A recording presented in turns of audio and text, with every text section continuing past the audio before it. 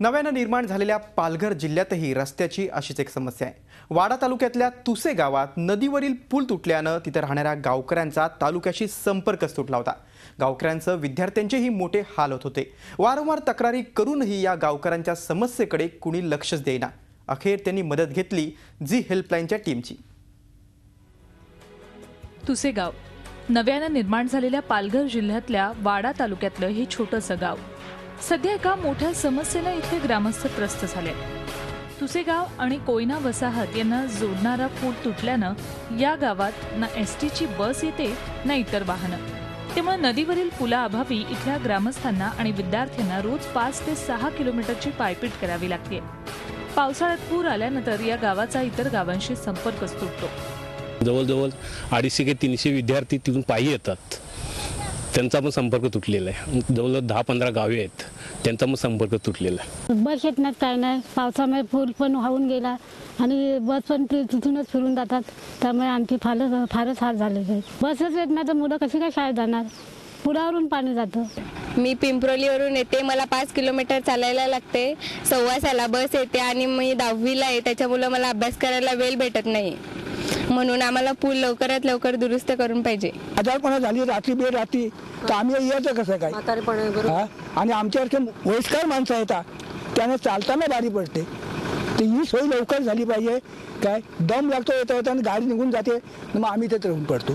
काय तर ही आमची अपेक्षा अशी आहे की लवकर पूल झाला पाहिजे। जरी साकाव टाकून त्यावर कॉन्क्रिटीकरण केलंय, मात्र हे बांधकाम इतकं निकृष्ट दर्जाचं होतं की पहिल्या पावसातच साकाव वाहून गेला।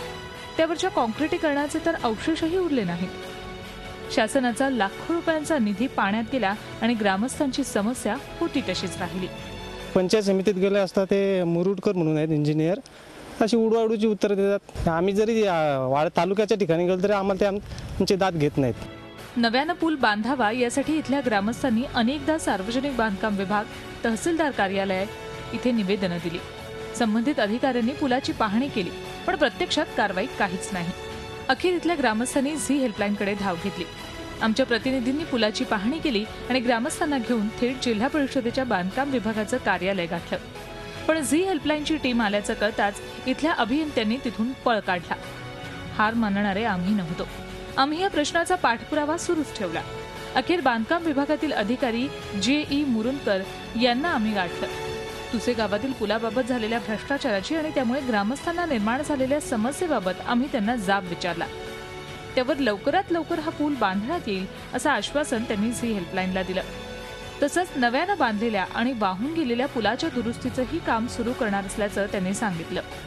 मार्ग प्रकल्प विभाग यांनी सर्वेक्षण करून त्याचा प्रस्ताव शासनाने सादर केलेला आहे। पावसाळा संपल्यानंतर रस्ता म्हणजे पुलाचं काम रस्ता व्यवस्थित सुरू होईल आणि पावसामध्ये जे काही थोडा डॅमेज झाला आहे त्याचे पण आपण आता दुरुस्ती करून रस्ता वाहतूक करण्यात आले। आश्वासन तर मिळाले, पण जोपर्यंत तुसे गावातील रहिवाशांच्या समस्या सुटणार नाहीत, जोपर्यंत इथल्या पुलाचा प्रश्न मार्गी लागणार नाही, तोपर्यंत झी हेल्पलाईन याचा सातत्यानं पाठपुरावा करतच राहील। कारण सवाल तुसे गावच्या रहिवाशांच्या हक्काचा आहे। पालघरहून हर्षद पाटीलसह bureau report Zee media, Mumbai. Zee 24 तास रहा एक पाऊल पुढे।